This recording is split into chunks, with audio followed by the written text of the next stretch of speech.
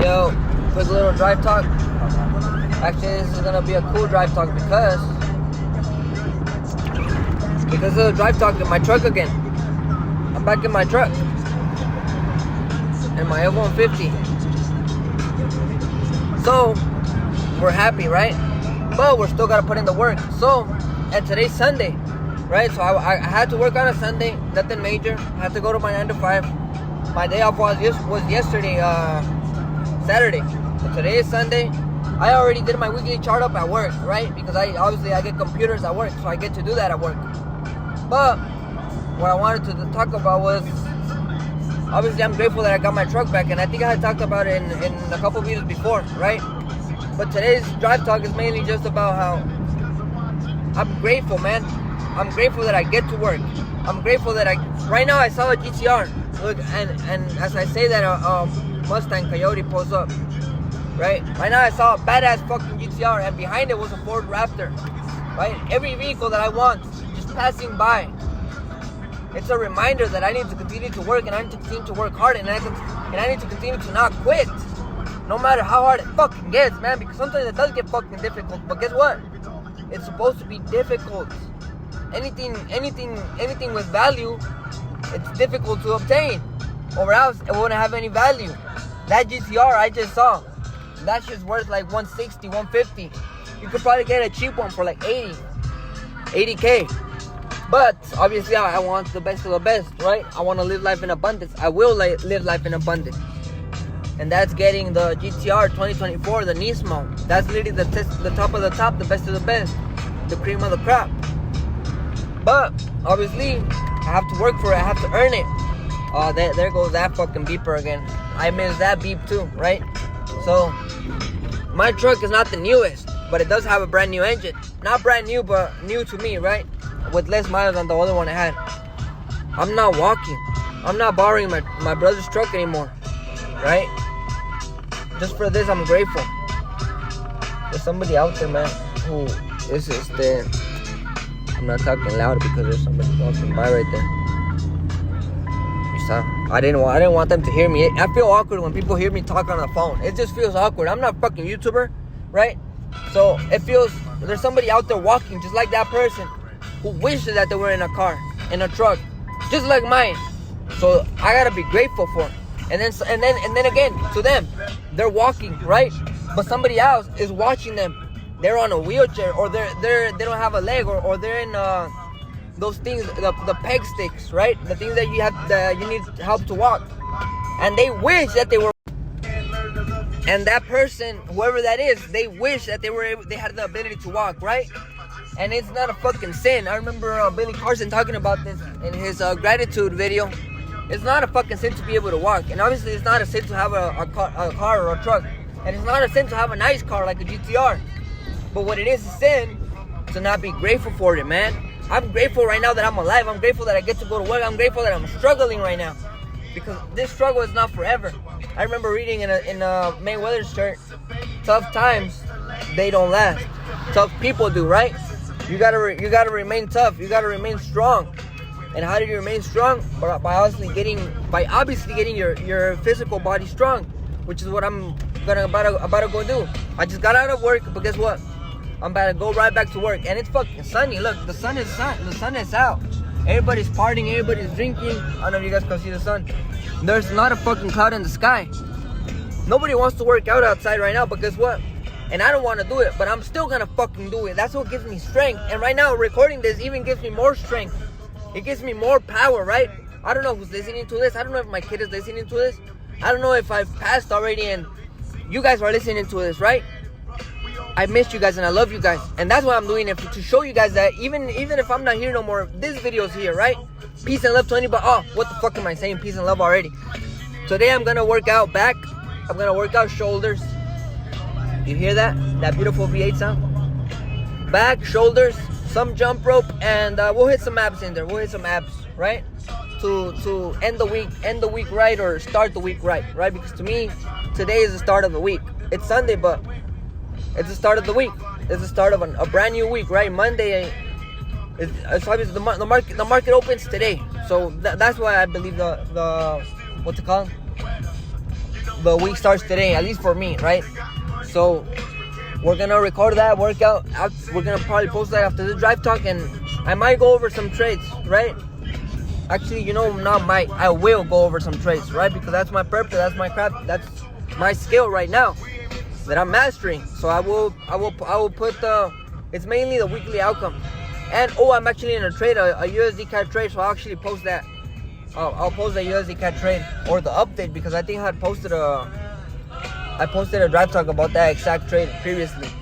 So peace and love to anybody watching this. I command you health. I command you wealth. I command health for all of your family members. And literally just believe in yourself and do not fucking quit. And that's it. That's literally how you achieve anything in this lifetime. Peace and love. Okay, let's get it. And she lived far away, like an hour and a half away, but she used to come see me, and we were good for like a year and a half. I love this girl, yeah.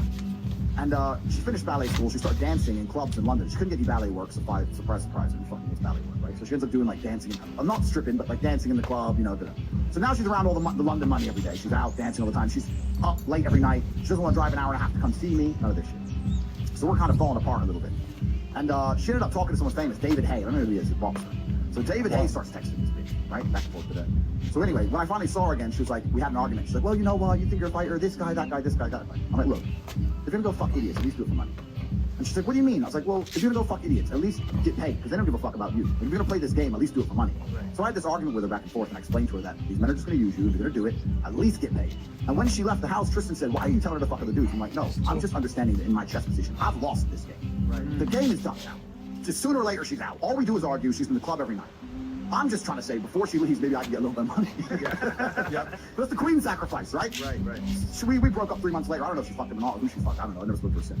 But that's kind of the analogy you have to be able to apply to life. Sometimes chicks gotta go. Yeah. Sometimes they have to go to save the king. And too many dudes, most of the time, men truly lose at life because they've attached themselves to a queen and they won't let her up. They won't sacrifice her. No matter what. I promise I'm going to stick by you. Our marriage vows, no matter what. And they just stay on that sinking ship till she eventually leaves the It's sad to see, but men keep doing it. I want to add one thing to that, because I literally used a test example like last week with some girls. And I mentioned how when women are young and beautiful, they're kind of like a queen on the board. They can go in any direction, as many spaces as they choose. Yeah. But if the king dies, the game is over. If he's surrounded, it's over. So if your woman doesn't sit there by your side and protect you from the bullshit, because you're out there getting it, right? The game is over. Even worse, what most queens do, I don't use queens, what most women do nowadays, especially in the West, I see women getting their men in trouble all the time. You know how many times I've seen chicks starting fights with their dude to have them off, my man's gonna blah, blah, blah. And the man's like, oh, fucking shut up, man. Yep. There's 4 of them. Yep. Do you know what I mean? Like, even if he's a big dude, he's like, I don't really need this now today. Yep. You know what I'm saying? Man, another story. I have so many stories in my life. My life's been cool. Back around the same time, I'm 22, 23 years old, kickboxer, I was British champion, I wasn't world champion at the time. It was 4 in the morning, the club just ended. I was in chicken and chip shops, an English thing, they sell like fries and fried chicken, open 24 hours. Like, yeah, something like that. And there's a long line. An Audi with tinted windows pulled up, these 3 big black buttons, go to jail. So we were ready to kill people over fucking nothing. You want me to fight? Oh yeah, I can fight. What am I fighting these 3 dudes for? What, fries? Yeah. What, fries and a 10-minute delay? Damn. Man, and this what bitches will get you into this shit. Bitches will get you into this shit fast. And that's why when I see dudes saying, oh yeah, she's just my friend, you're hanging around with girls, and they're not even giving you pussy, and they might get your ass killed. What the fuck is wrong with you, man? Girls are a liability. They're a liability to have around you. Because you have a duty to protect them in some regard. I curate my experience very, very carefully. Any woman I'm around, I understand I have to protect. So she better suck something. So I ain't fucking sitting around being friends with no bitch. Because I've seen it. I've seen so many men have their ass kicked over chicks. It's incredible. And I'll say this too, just to add, because I got to double down on that. Women are unaware, especially in the Western world, of the fury and damage and carnage men are capable of, because they live in a coddled first world country where men rarely raise their hand to and or conduct acts of violence against women. So sometimes you have to be reminded of the stark contrast between the male superiority physically and the female inferiority physically, and sometimes it happens with them getting knocked out or whatever. Another thing too, I want to let the guys know that's watching the show, is that women are always replaceable. You go back to the chessboard, all you got to do is get your pawn across. That's right. And the pawn turns into a queen. That's right. And I need you guys to understand that you can take a pawn and turn her into a queen, but if the queen allows you to be surrounded, the game is over. And I need guys to literally value themselves like the chess piece, man. So 100%. I want to have that story as well. So, funny thing, right? I had a friend, a Danish chick, and he's gone with her a couple times, and she had an ex-boyfriend that was crazy, right? Mm-hmm. So he ends up taking her to his restaurant where he works at. God forbid, he's talking to anybody else, but like, they go to the restaurant, and they're sitting down, watching the whole thing going on. His ex goes there with her new man, he's plotting. Man, you piece of shit. He's cooking up food, doing a bunch of shit. Nigga put poison or something in his food, fucked him up. Come to find out later, he almost died. It's like, bro, you're right, bro. Girls can fuck you up, bro. I don't know, you've been knowing. Oh, 100%, man. They're a liability, and it's not necessarily just completely their fault. But if you're rolling with a chick who won't shut up and you tell her to shut up, you need to be careful, man. And Myron nailed it. There's a big difference between fighting and violence. Like, I'm a professional fighter, right? I know how to fight. But fighting and violence are different things. If I wanted to get violent on somebody, I just run them the fuck over. Like, that's, forget fighting, right? If somebody who hurt my family was on the sidewalk, I'm not gonna get out and fight the guy. I'm just gonna run him over my fucking truck. We'll talk about violence. You know, violence is a very different thing. And women don't understand the difference between fighting and pure violence. And they also, you're completely right, they don't understand the true physical difference between a man and a woman. All this female self-defense, I can fight you, it's all bullshit. It's complete garbage. A man who's genuinely enraged, you don't stand a chance. I'm sorry, the best thing you can do is scream and run. I'll tell you another example. Even a teenage boy. Oh, no, you're destroy a grown woman. I had a girl who did self-defense classes. This is like a couple years ago. She goes, oh, you're a kickboxer, I want to show you like my self-defense. And if you grab me, I do this, I do this, I do this. So listen, dude. If I grab you and you start trying to be a little ninja, what I'm going to do is I'm going to fucking smash you. Whack, whack, whack, whack. Done. Now your whole face to the guy by text. He stopped replying. 2 days later, as I walked to my car at night, they tried to kill me. And that also shows a lot about intent, right? Because when they with intent, they don't threaten. That shows you how, you know, I was arguing with the guy and he goes, all right, just stop replying. And that shows true intent. He tried to kill me. That's another story I can't say on Fresh and Fit. But I saw a dude get knocked the fuck out again. Even when women have the best intentions, they're a liability. I saw a guy outside a nightclub. He's arguing with another guy. His chick's in the way going, leave it, stop, don't do it, be in the way, being a fucking idiot. Anyway, she grabs her guy, like, oh, stop, holds onto his right arm. Stop, boom, he gets knocked out. You're holding on your dude's arm. How the fuck's he gonna fight? Even if you don't want him to fight, you're just gonna hold on his arm saying stop, and let him get sparked? I tell my chicks all the time, if we're walking down the street and any kind of altercation comes, run and fucking scream. Fuck off. You're no good to me next to me. You're no good to me in between. You're no good to me next to me. You're no good to me shouting stop. You're no good to me holding on to me. Just fuck off. Run over there and scream and get somebody else. And leave it to me, even if there's 100 of them. Leave me by myself. Because these chicks will get you fucked up, especially the ones who aren't trained. And even if they have the best intentions, if they panic, what are they gonna do? They're gonna grab you. Because you're their man, right? They're gonna stop you from being able to fight. Yeah. They're a fucking liability. Dudes, you're walking out here with chicks and they're untrained. At least my chicks are trained. I literally will sit down with girls if they look at something goes off. Especially where I live in the world, Romania, these kind of countries, if something goes off, run and scream. Don't be trying to fucking hit, fight, none of that shit. Get the fuck out of here. Worse than even getting knocked over. Yes, get the fuck out of here. Yep.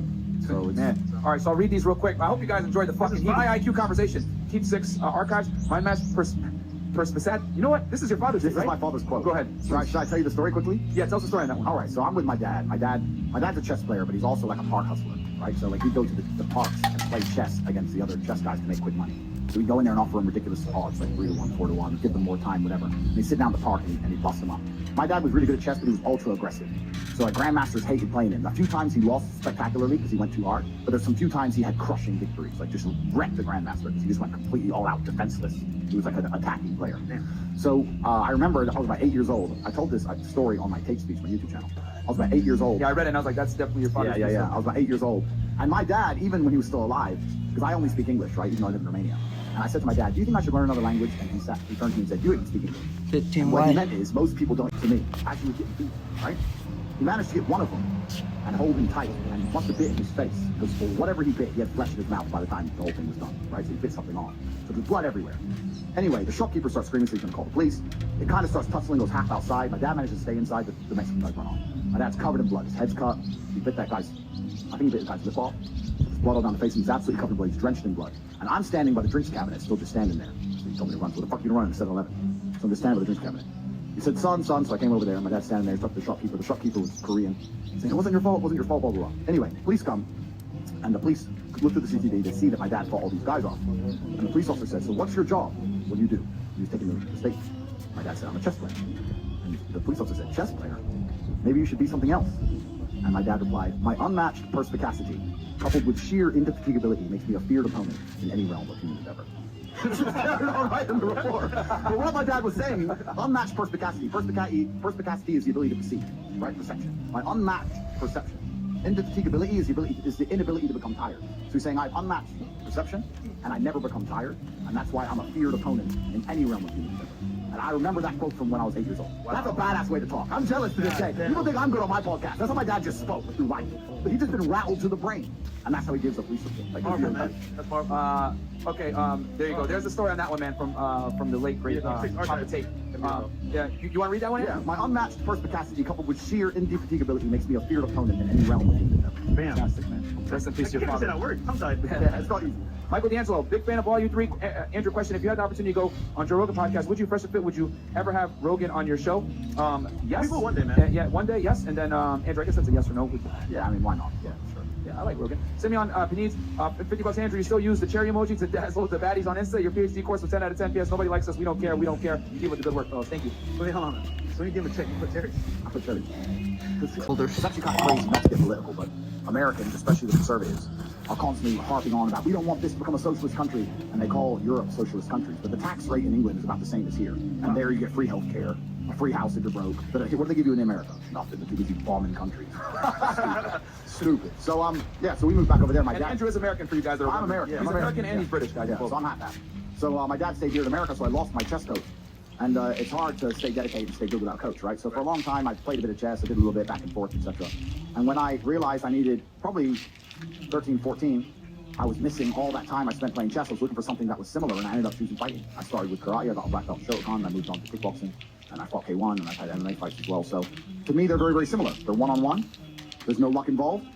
I didn't want a team sport, because in a team sport, you can have a bad day, still win, a good day, still lose. No, I want it all on the line, right? I didn't want a sport with any luck. That's the thing about chess. It doesn't matter how well you played. It doesn't matter how nearly perfect the game was. If you lost, at some point, you made a mistake. Even if you can't identify it, at some point, you have made a mistake. And that's a fantastic metaphor for life as well. Because there's so many people out here who don't take responsibility and they'll come along and go, well, COVID happened, that's why I lost all my money. No, I don't buy that. I don't give a shit what happened. At some point, you did not diversify, you did not prepare yourself, you made a mistake. It's a good life philosophy I have. Everything that's good that happens to me is all my fault. Everything bad that happens to me is all my fault. I take absolute responsibility. So chess teaches you that, right? And fighting's the same. People talk about lucky punch. If you're fighting a dude who trained to punch people in the face and then he punches you in the face, it wasn't a lucky punch. That's what he does, right? So there's no luck involved. All the glory's with you. And it's also a very cerebral sport. Fighting's not, I mean, you need to be a tough guy. But tough guys have short careers. Smart guys have long careers. Look at Mayweather's career. He didn't get hit. That's why he could fight so long. He didn't get hit. Everyone else had to retire early because your brain gets frazzled. You can't think as fast. You start getting caught. So it's certainly a cerebral sport. And it replaced chess for me. And I took it very, very seriously. And I did very, very well. So, yeah, to me, that's Interrupted. Can you tell us a little bit about living in the United Kingdom and what led you to leave? yeah, so I liked England. I don't want to say too much bad about England. But the West as a whole, as they closed the net on humanity, which they're doing in real time, I mean, it's sped up with COVID, but even before that, the net was closing. I always had this sense that something wasn't quite right about the way the world functioned, the things I was being told, the ideas I was supposed to believe, the way they want me to act. I always had this, it always angered me a little bit. I can't explain why. It's almost like, I know I always reference the movie The Matrix, but you know Neo, they're saying you're looking, but you don't know what you're looking for. You're up all night scanning the internet. You don't know what you're looking for. I was always kind of like that, even when I was 16, 17, 18 years old. All the propaganda, from all the television, the school, my first normal job, all these things they were telling me, something just didn't sit right with me in my soul. And I was looking for a way out, right? The actual reason why I eventually totally left England, I don't know if I've told this story before. It's because some bitch called the police on me. Have I ever told this story?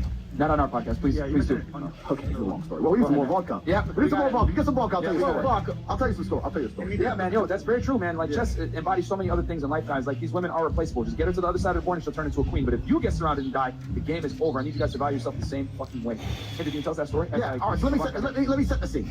We'll set the scene. Look, Belvedere. I got you the Belvedere. I got you the I like that. I like that. All right. So we got some Belvedere. Let me set the scene. So I am 3-time kickboxing world champion. I hadn't won my 4th world title yet. And I made money with fighting, but it's not boxing, right? So I made like 50, 60, 70 grand a fight, but I wasn't making millions and millions of dollars a fight. So I always still wanted more money. And this is, I don't know if you guys heard before about how I started my cam company. I don't want to mix too many stories together, but I ended up with a way. Should I do it? All right. So, oh man. You want to tell it, Andrew. This is Andrew Tate, uncensored. This is your interview, my friend. Your story, Ain't nobody brother. gonna stop you. Okay. Go ahead. All right. Okay. So I decided to start a webcam company. The story behind that, I'll give you a very short version of it. The story behind that is I was buying a place in Thailand and I was short for my last payment. It was 300 grand. I paid 200. I needed the last 100. The point where I had 75 girls from 5 different countries. But I had it tiered, right? I had a management structure. So by then, girls could join. She could work hard, work for like a year and a half, and then become a manager. And now she doesn't have that to sit in the family anymore. She can manage and train the new girls. This is where I learned something else about females. Women don't like listening to women. Women will listen to the boss, the chief. If I come in and say, look, do this, cool. What if I do this, She says, well, who the fuck are you? Yeah, why don't you go on camp? I said, well, I've been on camp. Well, you're on camp now. They're just cat fights, right? And when I tell this story, everyone thinks I was living like Dan Bilzerian. I was not interested in fucking this girl. I wanted to be good. That's the reason I was successful. I was successful because I could withhold my thirst completely. Most men can't. Most men cannot be on premises with 75 naked hoes, and I didn't give a fuck. I didn't want to even look at titties. I wanted money. All I cared about, right?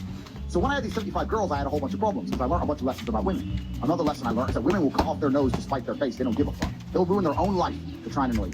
I had girls I was paying $30,000, $40,000 a month. And over some stupid argument, they want to quit. I was like, you're going to lose 40 grand a month. I'd rather lose that than work for you. It's like, what, because I told you to make your bed? Wow.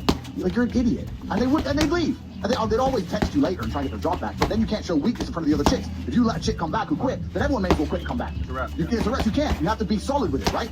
Another thing I learned is that women are only loyal to the dick they're sucking. Because they are.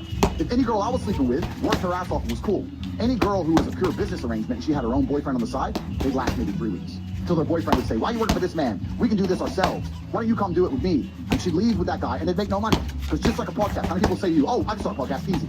All the tech, all the bullshit behind it, the hard work. Girl that comes in here, I want to do a podcast. Yeah, of course you do. That's so much fun. I can do it. No, you can't. There's a whole bunch that goes on. There's so much intangible, right? And that's what people don't understand. Why would a girl work for you, Andrew? Because there's incalculable intangible involved, right? So girls were fucking crazy. Anyway, to cut this story a little shorter. You don't have to. Continue on. Okay, so I have my 75 hoes. We ain't cut Andrew off, man. Keep going. Let them know. I had my 75 hoes. But the ones I'm sleeping with, I'm keeping somewhere around.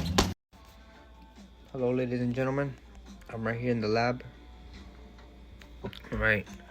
And the USD catalogs I was talking about, fucking stop-loss just got hit.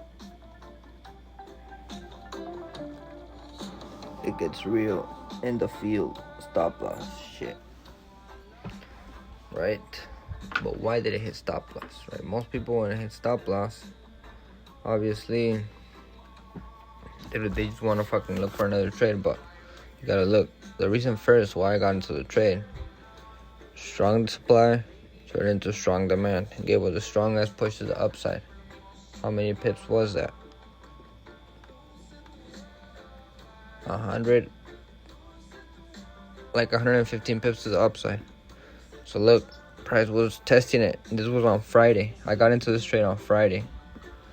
Let me see if I have my C trader. UZCAD on Friday. Today we're at until the 21st, it's Sunday. So, and actually if you look at it, both of these trades on Friday, they were profitable. Well, actually this one, not the second one, not really. The second one only went up like 8 pips. The first trade gave me 18 pips. Like, bruh, I could have literally taken half of the trade and fuck, my dog is fucking barking. I'm gonna go get him right now. But literally the trade bullish engulfed, and I literally thought I was just gonna set and forget. Shout out Alex G. I was just gonna set it and forget it and just let it ride, right? And today, look at that. Price tested the zone, and look, it gave me a chance to get out of the trade right here. Price tested the supply and demand zone, and we didn't get stronger. We got weaker. Why did it get weaker? Because if we're not breaking highs, what are we doing? We're breaking lows. It's that simple. So I mean, this was a confirmation of getting out, maybe just like less than like 4 pips, 5 pips. But yeah, I'm gonna go over GG right now. I'm looking for a buy so we can break above this mini supply and demand zone that we're retracing. But this is the original buy, also from Friday. Strong supply, retested for the first time, boom. Right, it was either gonna do this or we're gonna break below and continue down. That's all we could do. Peace and love, Sonny. Oh, actually, let me look. I said I was gonna go through my outlooks. So that was USD. What am I looking for the week? UJ, AJ que diga. Let me go on to the daily. We're overall bullish on the daily. We're overall bullish on the weekly. Right? We're overall bullish on the monthly. So the video cut off right there for a second, but we're bullish on the monthly. We're approaching this strong ass key level, which is 102,800. I did this markup earlier. Oh, what time did I do this markup? today at 6:41 a.m. I literally did it at work. I entered work at 5. But we hop into the smaller time frames like the daily. Right, we could see the price. We have the strong high right here, and we're above this supply and demand zone right now. So I could definitely see price continue back above. I do not see sells unless price breaks below here. Unless this happens, we're overall bullish on AJ, right? So you just have to zoom in and look for an entry now. Ooh, and we might even have an entry soon. Look at this. We just broke above this previous supply. So let's see how this 4 hour closes. It close actually in 2 hours. Let's see the 1 hour. See, you have to align all your time frames. Ooh, look at that 1 hour. Bullish engulfing candle above the supply and demand zone. So if price can give us something like this, little higher low above it, we could get into something like this. And obviously you got highs to clear, and that could actually be a good risk to reward trade. A little 1 to 2. No, actually that's like a 1 to 4, 1 to 4.6. That's actually would be a good trade, but you just have to wait to see what price does above the supply and demand zone. So that's AJ. Let's go into GU real quick. We're bearish, obviously bearish on the monthly. We are above 120 though. We are above 120, but we're approaching it. Look at that. We had the strong little. Let me zoom in.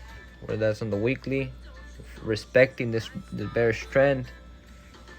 And then now we go to the daily. We broke this demand zone, right, or support zone, whatever you want to call it. This floor, right? Price was testing it, and you can see that.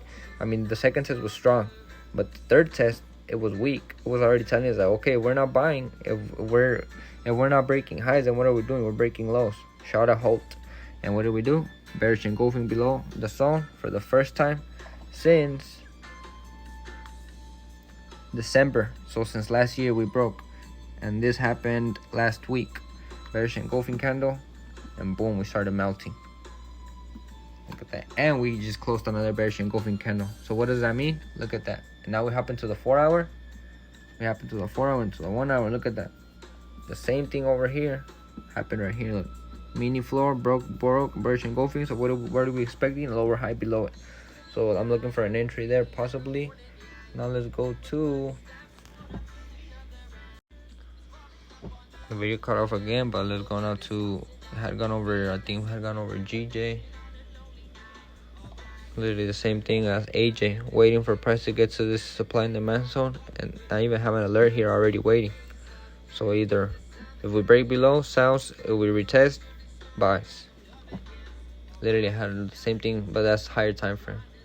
Let me zoom in actually, because that is higher time frame.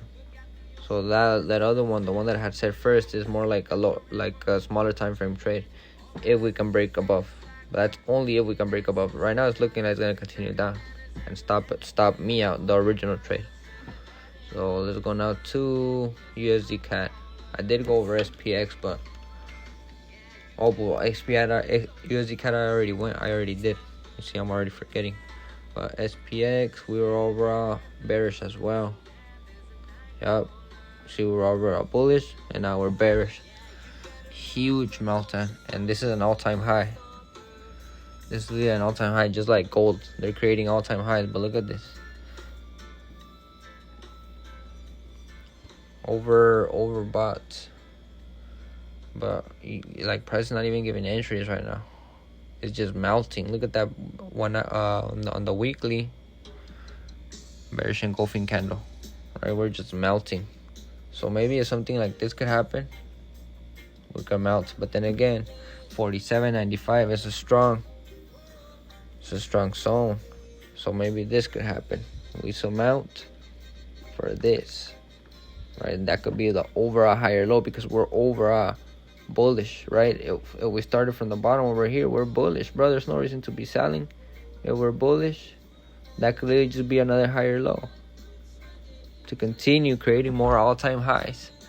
So actually, let me put I'm gonna put an alert at 47.95, because 47.95 on SPX, the S&P 500, is gonna be a nice zone to watch out for, right? We're either gonna retest it and continue, or we're gonna break below it and continue bearish. So that's gonna be a nice zone to watch out for on the S&P. Last but not least, let's go for gold and UJ. Let's go UJ real quick. UJ is bullish as fuck, bro. Look at this shit. But we have bullish consolidation, so you can break above this bullish consolidation, nice little re-entry above, and we can maintain above this bullish trend. Little easy one. Gold is now kind of doing the same thing but opposite. Look, have this all-time high here, which is 2420, and look, we're now breaking this bullish engulfing, this bullish trend. So maybe we could break, for example, we just start looking at freaking video got cut off again. Fucking time flies when you're literally, well, I like doing this shit, so time flies. But if we just look at price action, don't even look at the candle, just look at price action. What is price doing? Right, breaking highs here. It failed to break highs, right? And this is the ultimate high. Now this little mini high right here failed to break highs. So what we have now? This little three double bottom. Now it's 3, right? So if price can give us something like this, break below, maybe something like this, definitely. And maybe it might even be something like this, just to clear out everything that we have, even something like that. But we have to have this first, right? The fucking break of structure. You need to break, like that would be the confirmation to sell, right? And we are on the 4-hour time frame, because on the every other time frame we're bullish as fuck on gold. Like, there's really no reason to sell. If anything, just wait till we get to 2080, and then we'll be looking for the sell, similar to SPX, higher time frame wise. Because if we go, let's say, to the weekly, you're gonna see that it's a strong supply, strong ass fucking supply. But you can see every time we test it, it gets weaker, right? Boom, strong, boom, strong, but weaker than this, boom, strong. Oh, and this one actually wicked out. Look, price, boom, cleared out, faked out, and then came back down, but it still did not break below the previous two. Look, it created a higher one, and then we had the bullish engulfing candle, right? So every time you test the zone gets weaker, right? Because you're creating liquidity above it, and then you come and clear it. But after you clear it, guess what? Now you're creating liquidity all over here. So now we gotta come and grab that. And as you grab that, you're creating liquidity over here on the sell as you're coming down. So now you gotta come back up and grab that, right? Peace and love to anybody watching this. I command you health. I command you wealth. Peace and love.